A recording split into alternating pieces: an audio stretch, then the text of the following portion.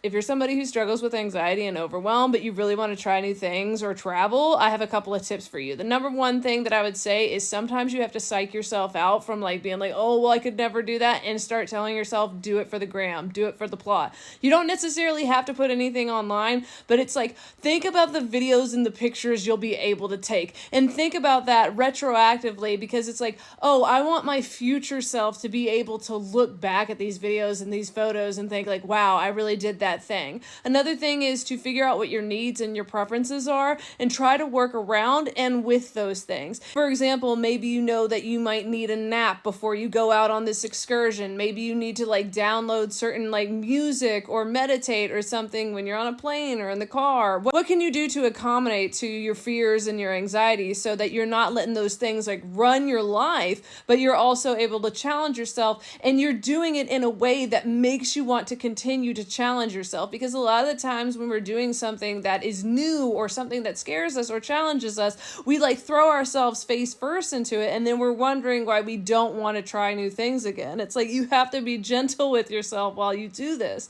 Now, obviously, if you catch momentum, like go with the flow. You're going to know yourself. You're going to know what works. You're going to know what doesn't. Another tip that really helps is planning out the trip and then visualizing it. And there's plenty of ways that you can do this, but even professional athletes do this. They will plan out different plays to different ways the game could be done, and then they'll just practice that over and over and visualize it and think about how they can do that. And in the same way, you can think of like, okay, this is the thing that I'm going to try out that's new. This is how I'm going to get there. We're going to take the train. We're going to rent this car at this place. What's cool about technology is you can either look up a video where someone's doing the thing that you want to do and kind of do exposure therapy basically by watching people do those things. You can also look up maps and do like street views and like actually look at where you're going to be. But I would also recommend just getting into a daily practice of getting into your body through somatic work, as well as doing something to practice regulating your nervous system. This is going to be really great, because when you practice regulating your nervous system, then you will know what to do when you do start to get overwhelmed. And to use the sports analogy again, like these people practice their sport, their craft, so that when they're in a game, they can implement those things that they were practicing.